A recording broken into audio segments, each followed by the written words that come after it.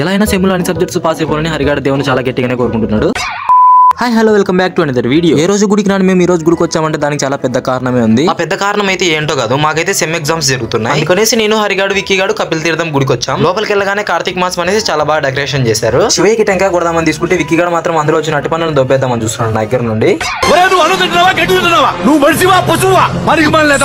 ఇంకా లోపల water falls కి అయితే లైటింగ్ అరేంజ్మెంట్స్ చేశారు, చాలా అంటే చాలా బాగుంది. ఇంకా శివయ్య దర్శనం చేసుకుని బయటకు వచ్చాం. కానీ టెంకాయ ఎక్కడ కొట్టాలో అర్థం కాక దాన్ని పట్టుకుని గుడి మొత్తం తిరుగుతున్నాం. బయటకు వచ్చి చూసి ఇక్కడ అందరూ దీపాలు పెట్టి టెంకాయ కొడుతున్నారు. నేను కూడా అందరితో కలిసి అక్కడే టెంకాయ కొడదామని ఓపెన్ చేస్తుంటే విక్కీగాడు మాత్రం నా దగ్గరకు వచ్చి అందులో నటి పండు దుబ్బుకుపోయాడు. హరిగాడు మాత్రం ఈ సెమ్ లో ఒక బ్యాక్ లాగ్ కూడా పడకుండా క్లియర్ అయ్యేలా చూడదేవడా అని అక్కడక్కడే తిరుగుతున్నాడు.